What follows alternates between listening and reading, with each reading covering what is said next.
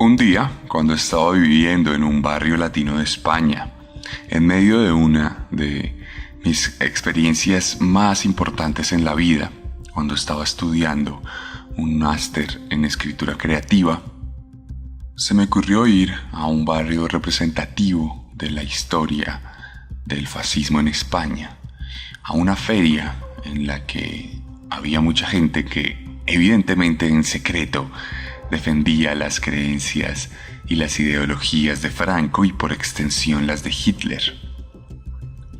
Tuve la oportunidad de ver representaciones históricas de la Segunda Guerra Mundial, un tema que me ha apasionado con total fervor desde que era muy pequeño. Desde que era muy chiquito me encantaba ver cómo las fuerzas alemanas se fraguaban en batalla con las fuerzas soviéticas y las fuerzas norteamericanas. Siempre fue una de mis grandes pasiones, y mientras los niños, por lo general, jugaban en la calle y disfrutaban de las emulaciones del fútbol mundial y del béisbol, yo estaba en casa viendo documentales, jugando videojuegos y haciendo representaciones con mis propios muñecos. Esa pasión perduró a lo largo de mi vida, al punto que mientras estaba en ese barrio en España, en medio de esa feria que se llamaba Militaria, decidí escribir un libro sobre la Segunda Guerra Mundial, una novela ambientada en este escenario que siempre me había apasionado, y así fue como nació Letargo. Y a raíz de Letargo nació la segunda temporada de Serialmente. Una temporada en la que hemos recorrido la vida de algunos de los peores asesinos seriales que se aprovecharon de la guerra para ir más allá y llevar a cabo sus más horrendas fantasías. Una temporada en la que hemos escudriñado en los pormenores también de los peores criminales de la historia. Conocimos a Ilse Koch y su fascinación por los tatuajes en los campos de concentración. Conocimos a la bestia de Belsen y supimos de su fascinación del control de la vida de los demás prisioneros. Conocimos a Marcel Pépiot y supimos que los franceses también podían ser monstruos aun cuando fueron ocupados desde el primer día de la guerra. Conocimos a muchos soldados que se aprovecharon de su uniforme para poder camuflarse como los monstruos que eran en medio de la sociedad. Conocimos a muchos otros comandantes de la Wehrmacht, de las SS, personas responsables del peor genocidio en la historia de la humanidad, o por lo menos el más famoso. Y hoy, luego de 25 capítulos, en los que también hicimos una pausa para hablar de monstruos colombianos, tenemos la oportunidad y tenemos la obligación de cerrar esta temporada con broche de oro. Porque para ustedes he dejado el último capítulo destinado a un monstruo sin igual. Un monstruo que ha generado todo tipo de canciones, de películas, incluso de videojuegos. Una persona que incluso dejó un legado en la medicina mundial. Hoy en día, algunos de los estudios sobre el cuerpo humano fueron fundamentados en sus propios monstruosos experimentos. Hoy llegamos al final de la segunda temporada y no me queda más que agradecer por su increíble audiencia, porque la comunidad serial es inigualable. Bienvenidos a la 25ª y última entrega de la segunda temporada de Serialmente. Segunda Guerra Mundial. I can't seem to face up to the facts. I'm tense and nervous and I can't relax. I can't sleep 'cause my bed's on fire. Don't touch me, I'm a real live wire. Psycho killer, qu'est-ce que c'est? Fa fa fa fa fa fa fa fa fa fa. Better run, run, run, run, run, run, run away.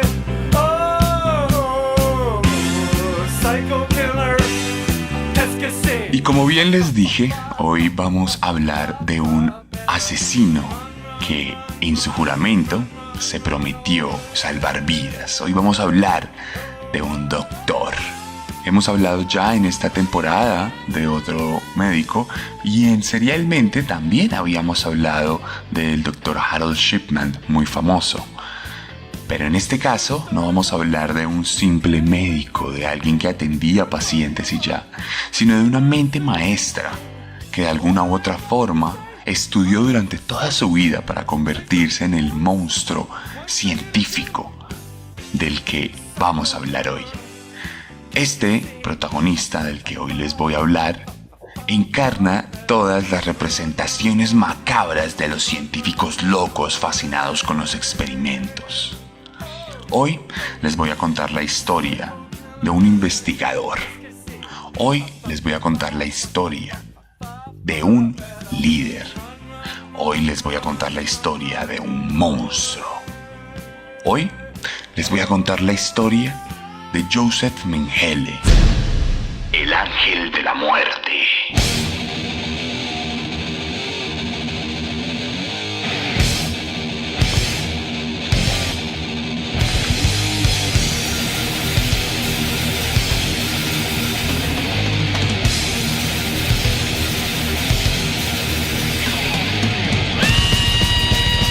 Y esta historia comienza en la región de Bavaria, en Alemania, en la ciudad de Günzburgo, el 16 de marzo de 1911, cuando Joseph Mengele naciera como el hijo mayor de Karl y Walburga, una pareja de clase alta que había logrado montar una empresa de insumos agrícolas y de maquinaria para trabajar en el campo. Una familia con tremendas calidades de vida que le permitió al pequeño Joseph educarse de la mejor manera desde muy pequeño. Era un niño muy amigable y muy inteligente y elocuente que desde muy chiquito aprendió a expresarse de la mejor manera y mostró interés por aprender cosas nuevas. La empresa, de nombre Karl Mengele & Son, es decir, Karl Mengele e Hijos, tenía un muy buen posicionamiento comercial en la Alemania de por aquel entonces, razón por la cual la familia no se vio afectada considerablemente por la depresión o por la inflación hipermega gigantesca que tenía por aquel entonces el país germano después de haber perdido la Primera Guerra Mundial. Por esta razón, Mengele fue desde muy pequeño a las mejores escuelas, recibió la mejor educación e incluso tuvo tutores particulares que lo formaron como una persona tremendamente intelectual. Además del aprendizaje académico de siempre, Mengele tuvo la facilidad de aprender música, de tocar piano, de practicar arte e incluso de montar esquí en medio del invierno alemán. Así vivió su vida sin ningún contratiempo, como un aristócrata, en formación como uno de los niños de cuna de oro que en 1930 terminó su formación académica y salió del colegio listo para comerse el mundo. En ese punto comenzó a estudiar medicina y filosofía en la Universidad de Múnich, universidad que fue uno de los epicentros culturales e ideológicos del nazismo que por aquel entonces se estaba alzando con el poder en Alemania. Por esta razón y en este momento fue que Mengele conoció el nazismo y se volvió un adepto importante a su ideología. Tenía apenas 19 años y ya se estaba volviendo una persona radical en su pensamiento, considerando los estudios raciales que había conocido en la universidad como auténticas verdades irrefutables. Recordemos que por aquel entonces, no solo en Alemania, sino en el mundo, se había contemplado la diferencia de razas y se había contemplado las características de algunas de ellas sobre otras. Sin embargo, en Alemania estos estudios fueron menos controversiales que en otros países y fueron menos refutados, de manera que los alemanes siempre profundizaron de una mejor manera en estas ideologías que serían el sustento científico para todas las políticas de segregación que posteriormente aplicaría el Partido Nacional Socialista en su sociedad y en las sociedades que invadiría. De hecho, en 1931, Mengele se volvió miembro de los Cascos de Acero, una organización paramilitar que en 1934 sería absorbida por las SA de los nazis, otro cuerpo paramilitar muy famoso por sus camisas pardas y por haber sido exterminado por el mismo Hitler en un afán de concentrar todo el poder sobre su figura. Mengele se graduó en 1935 como filósofo y como doctor. Se graduó con honores, siendo una persona absolutamente brillante que, no contento con el aprendizaje que había obtenido a lo largo de su vida, se inscribió a un doctorado de antropología de la Universidad de Múnich. Ya imaginarán ustedes en qué consiste la antropología en medio de un régimen nazi que ya para aquel entonces llevaba 4 años en el poder. De hecho, en 1937, Mengele terminó inscrito en el Instituto de Biología Hereditaria e Higiene Racial de Frankfurt, siendo asistente de Ottmar Freihardt, un científico que investigaba sobre genética, teniendo un interés muy particular en los gemelos, interés que trasladaría a su asistente, que más adelante traduciría esto en tremendos escenarios macabros. En este instituto, Mengele lograría ganarse otro doctorado y adelantaría investigaciones de suma importancia para la medicina, como los estudios alrededor del labio leporino y la barbilla partida. Estos estudios incluso se internacionalizaron de una u otra manera y fueron contemplados en el marco de la medicina mundial. De hecho, después de que terminara la guerra, varios médicos dijeron que si no se tratara de Mengele, sus investigaciones probablemente hubieran alcanzado un estatus reconocido a nivel mundial.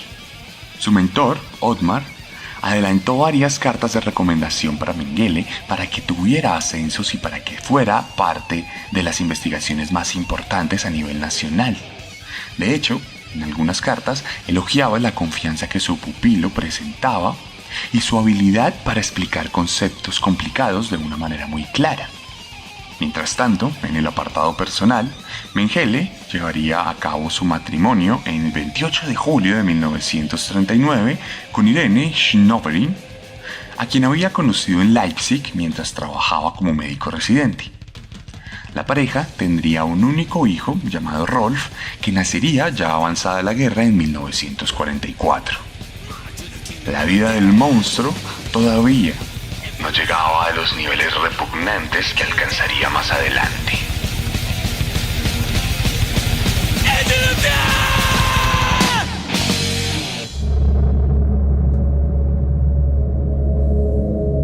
Pero mientras las vicisitudes de la existencia de nuestro protagonista avanzaban, también avanzaba la Segunda Guerra Mundial.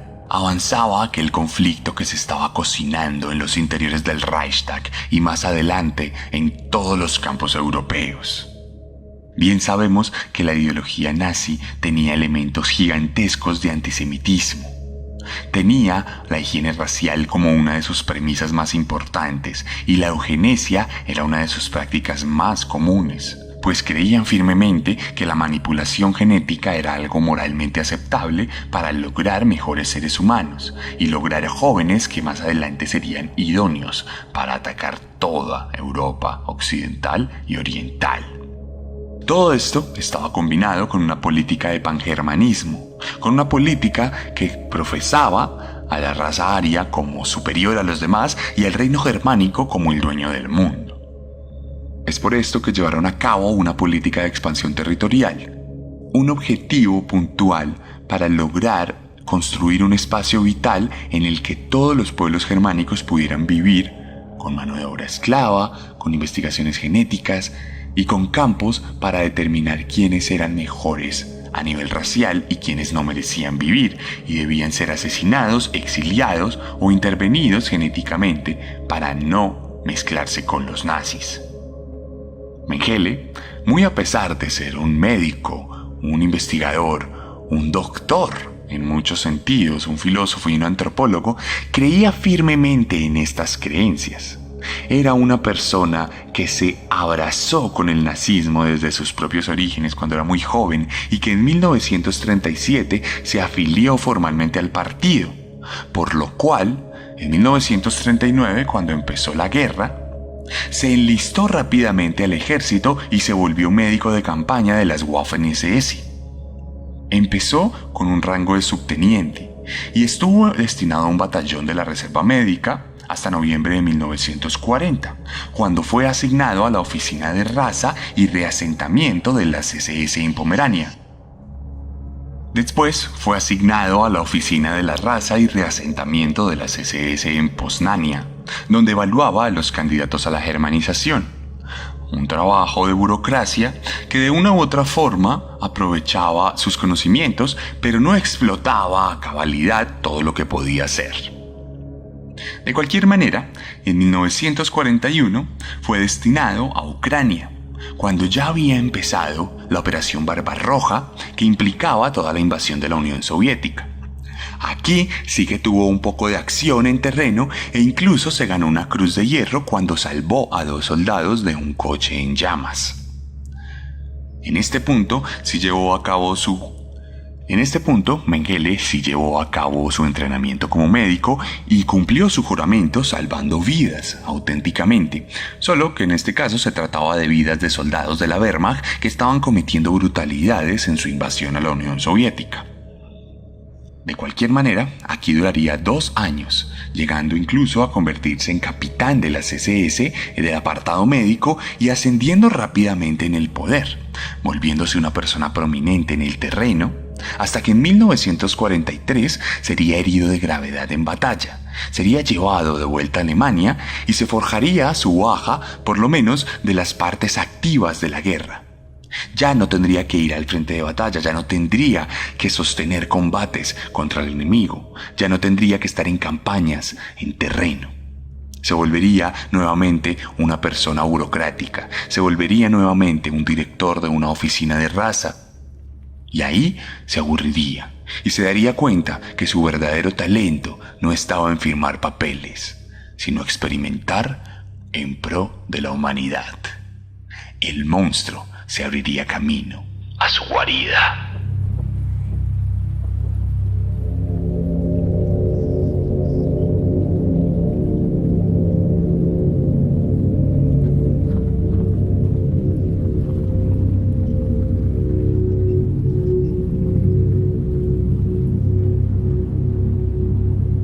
Llegamos, pues, a lo que le interesa a todos los oyentes de Serialmente.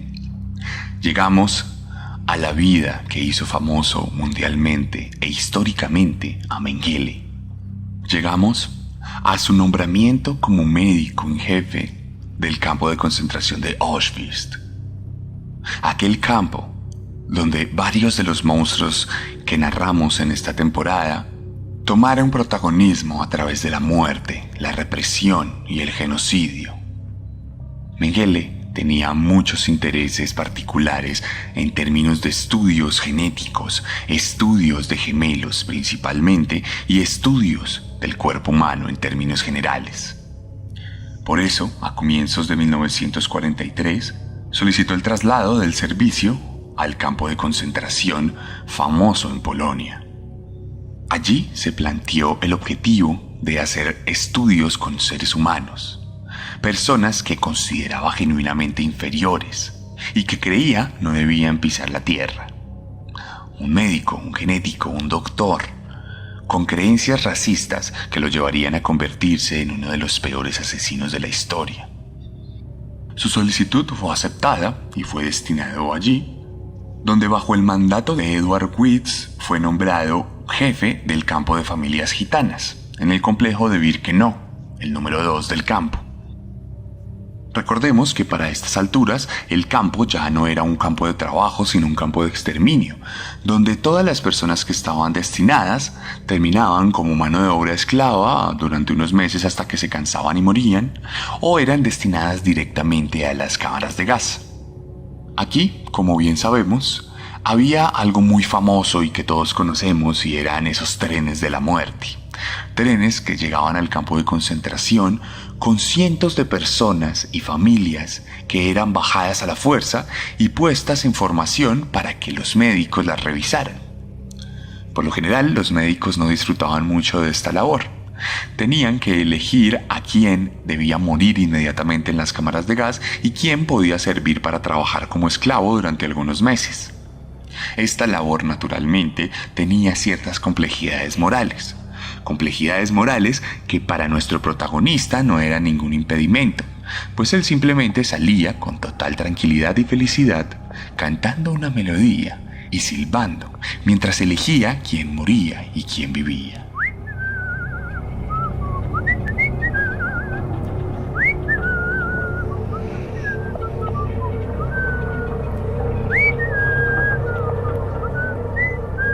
Mengele, como líder médico, tenía la responsabilidad de velar por la salud de los trabajadores del campo, pero esto no quería decir que él mismo tratara a los internos. De hecho, nunca ningún interno recibió atención médica de un alemán en estos campos de concentración. La labor de Mengele básicamente era supervisar a estos médicos judíos que prestaban servicios a los reos, a los prisioneros. Y simplemente les daba algunos que otros medicamentos u otros insumos para que llevaran a cabo su tarea de la forma más precaria posible, más rudimentaria y sin ninguna dignidad. Nada que ver con la vocación natural de un médico, que es de ayudar y de salvar vidas.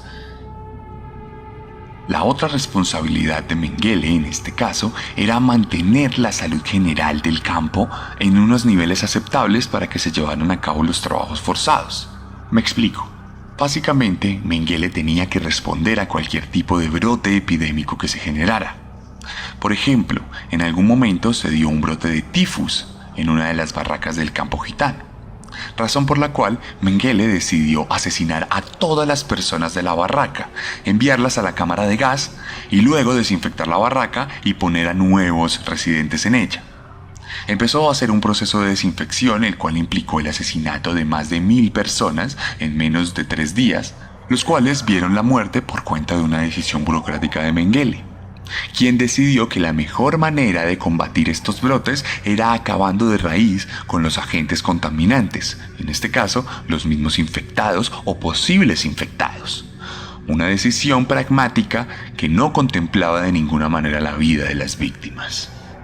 De hecho, en otro caso hubo un brote de noma, una enfermedad bacteriológica que generaba una gangrena en la boca y que impedía que las personas siguieran trabajando.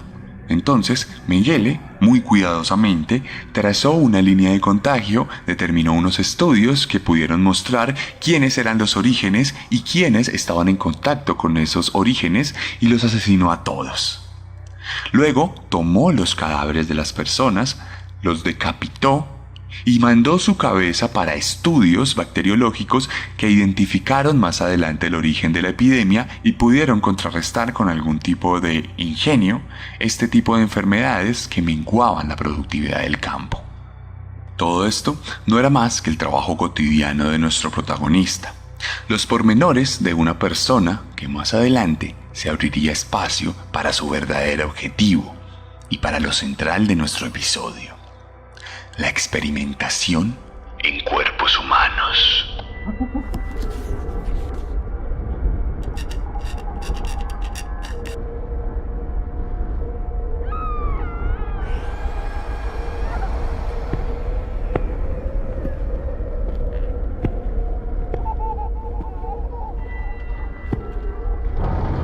Al interior del pabellón médico de Josef Mengele, el ángel de la muerte de Auschwitz, se llevaron a cabo los peores experimentos científicos de la historia de la humanidad.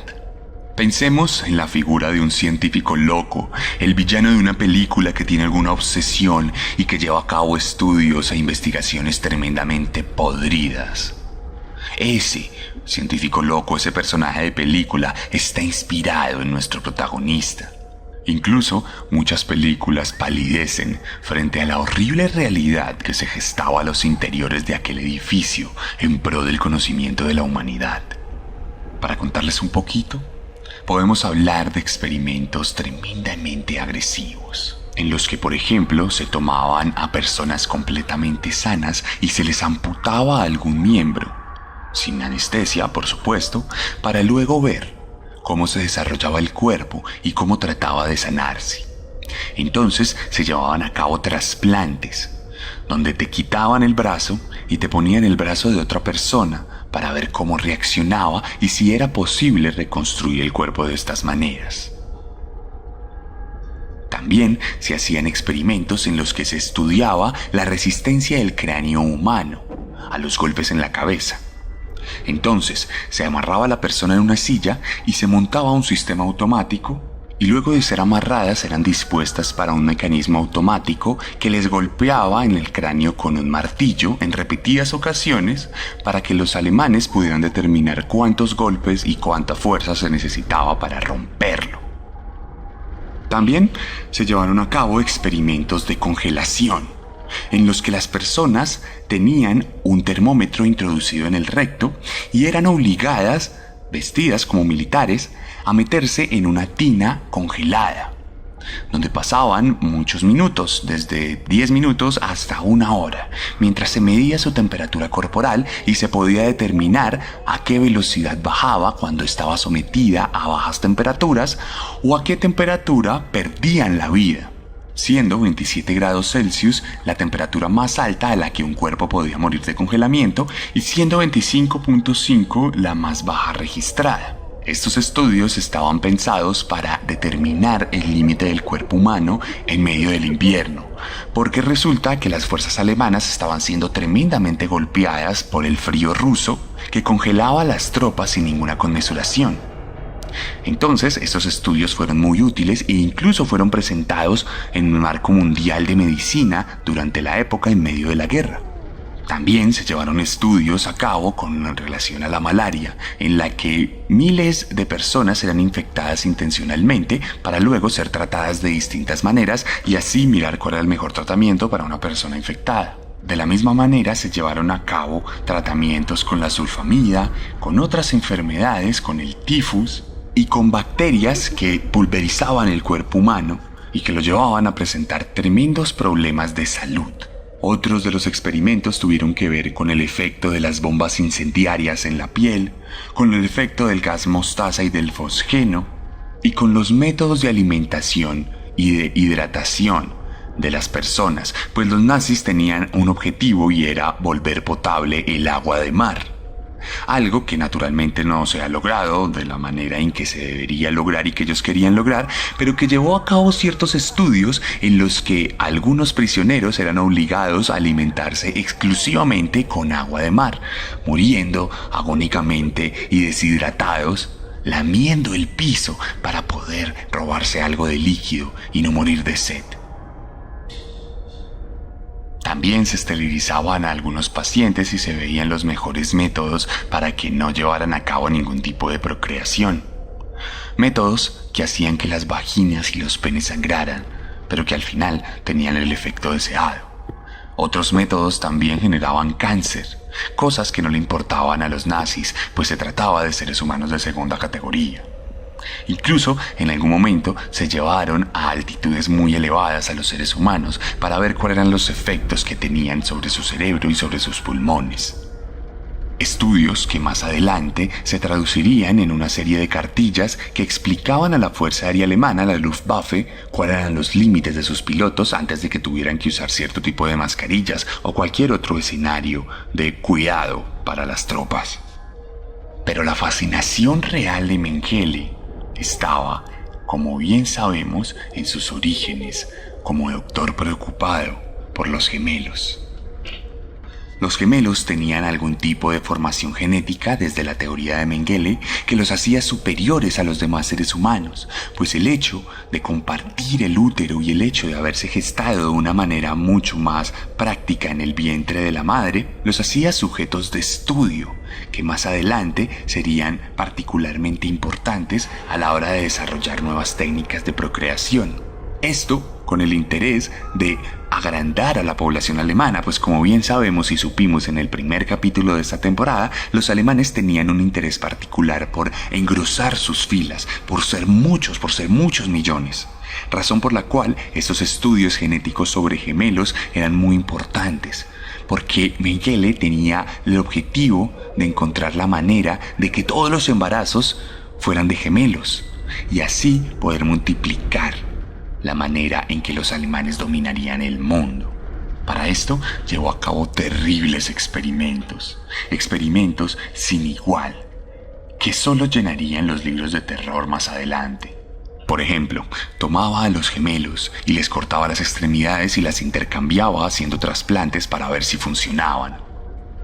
Asesinaba a uno de ellos y luego le trasplantaba los órganos a los otros para ver si se podían complementar, como si fuera una suerte de clones. Los asesinaba y les quitaba el cerebro para investigar a ver si ahí se encontraba el origen de su nacimiento conjunto. Les inyectaba ciertos químicos en los ojos porque varios de ellos tenían una condición de heterocromía, lo cual permitía que cada una de sus pupilas tuviera un tono distinto. Les hacía transfusiones de sangre de un hermano a otro para ver cómo se comportaba el cuerpo y si le soportaba. Les cambiaba el color del iris con inyecciones que naturalmente no tenían ningún tipo de anestesia. Y les inoculaba enfermedades a uno de ellos para que luego el otro tuviera todas las herramientas para curarle. Siempre que llevaba a cabo un experimento, lo acababa con un asesinato. De hecho, se dice que un día mató él mismo a 14 gemelos utilizando inyecciones de cloroformo directo al corazón, porque estos gemelos ya habían acabado el experimento que él había adelantado hasta el momento. Siempre que llegaba una pareja de gemelos al campo de Auschwitz, ya todos sabían que debían enviarlo al corral de niños gemelos que tenía destinado, donde los alimentaba de una mejor manera y los mantenía en mejor estado de salud para poder llevar a cabo los experimentos de una manera mucho más controlada. Asimismo, también tenía una fascinación por los enanos, en cuya particularidad encontraba mucho interés, en el sentido que podía buscar maneras de analizarlos. También los asesinaba, también llevaba a cabo experimentos de dolor con ellos y también jugaba a ser Dios, transformándolos de una u otra manera. La ironía es que Mengele se mostraba completamente amigable con los niños. De hecho, llegaba y los trataba con amor, los abrazaba y les daba dulces. Se hacía llamar el tío Mengele y era bien aceptado por aquellos muchachitos que recibían buen trato hasta que entraban a aquel pabellón y empezaban a ser sujetos de experimento. Todos estos estudios arrojaron una serie de resultados que más adelante serían compartidos y que en 1945 terminarían abruptamente por cuenta del avance implacable de las fuerzas soviéticas sobre el frente oriental. Por eso, el 17 de enero de 1945, Mengele sería transferido a otro campo de concentración en Baja Silesia. Allí acabarían los experimentos del monstruo.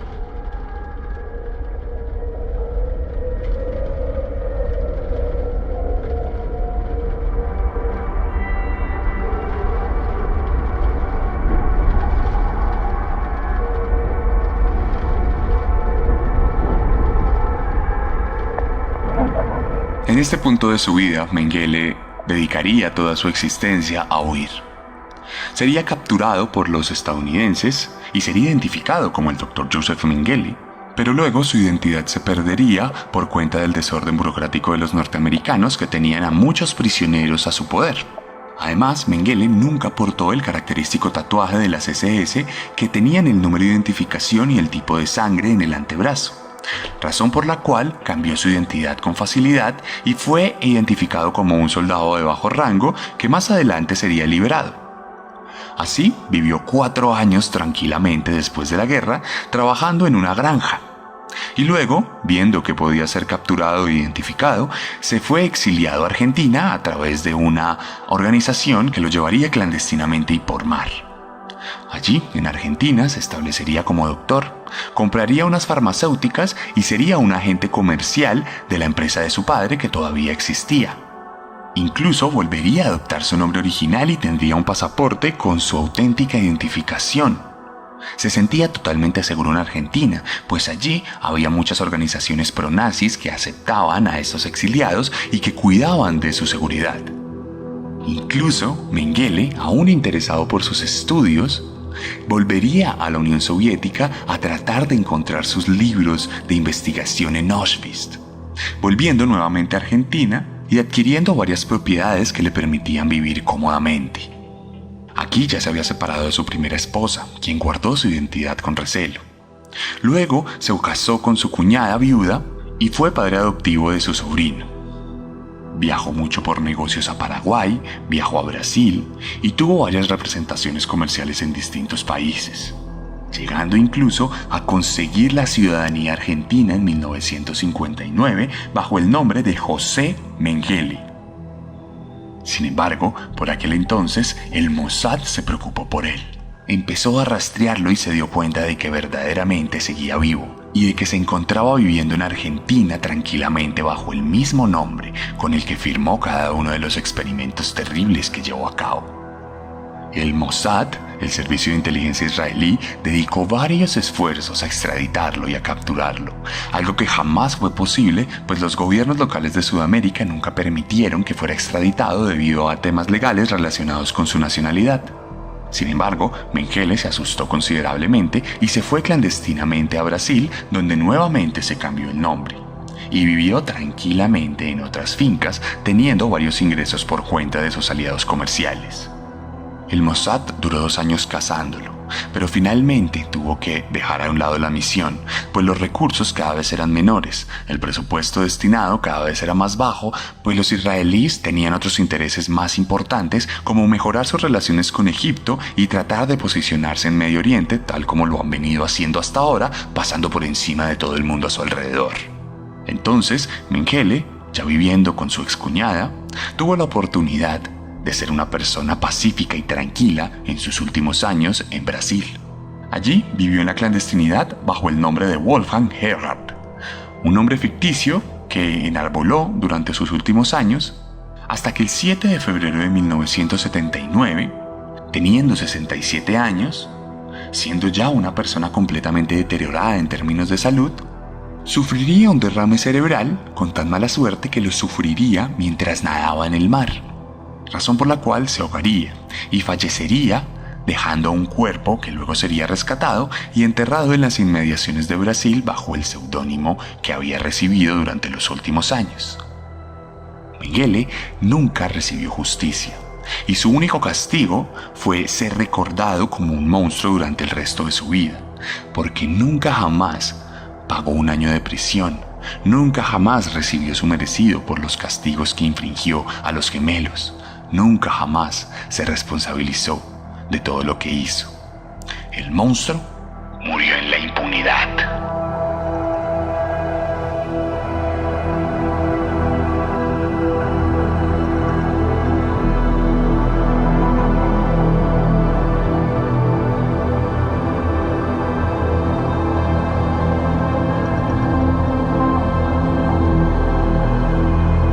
La historia de Mengele es una historia sacada de una película de terror y de ciencia ficción. Es un villano como nos los pintan en todo el cine. Pero también es un tipo que irónicamente dejó un legado.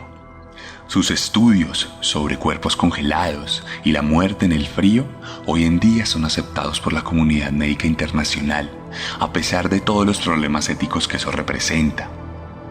Sus estudios sobre malaria también son tenidos en cuenta, y aunque se obtuvieron otros resultados tremendamente eficientes, aunque no morales, estos sí fueron eliminados por cuenta de la comunidad médica, que no aceptaría de ninguna manera que se llevaran a cabo estudios con base en todo lo que Mengele hizo. Los únicos que perduraron realmente fueron los de las tablas de frío, pues la única forma de experimentar con esto es asesinando gente, por lo cual no se ha adelantado de ninguna otra manera. Otra ironía es que todos los estamentos de experimentos científicos fueron transformados mundialmente y se generaron nuevas cartas de autorizaciones y demás por cuenta de los experimentos de Mengele. Todo lo que hoy firmamos cuando nos hacen un experimento o cuando se nos ofrece un negocio alrededor de esto está fundamentado en todo el dolor y el daño que causó nuestro protagonista. Este personaje nos comprueba que los médicos no necesariamente tienen que ser éticos. Hay personas tremendamente inescrupulosas allí afuera que aprovechan su licencia para convertirse en monstruos. emulando las horribles actividades del ángel de la muerte.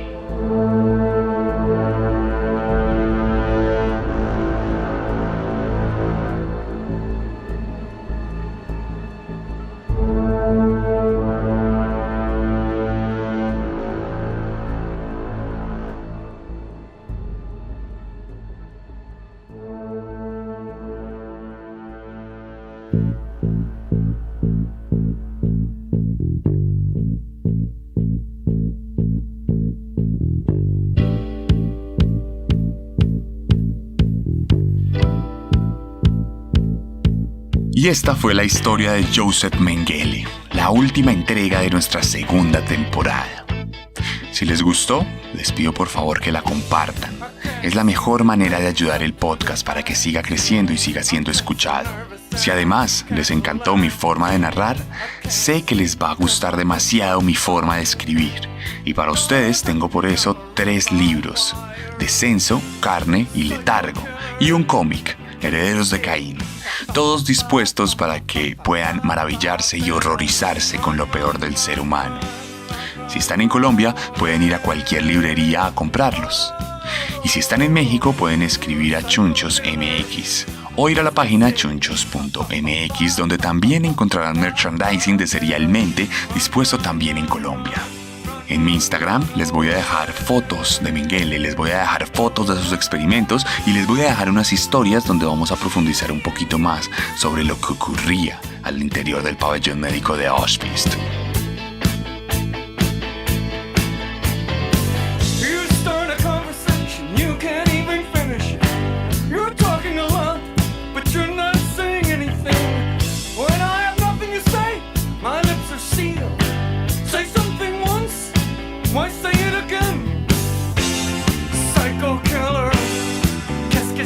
Recuerden visitarme en Instagram, @elarracadas,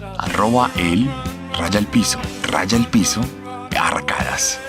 Allí estaré dispuesto para atender sus solicitudes si quieren cualquiera de mis libros, cualquiera de las promociones increíbles que tenemos para el mes de septiembre, o simplemente preguntarme sobre Mengele o ver las historias. Los invito a que me escuchen allí, a que me vean allí y estemos en contacto directo.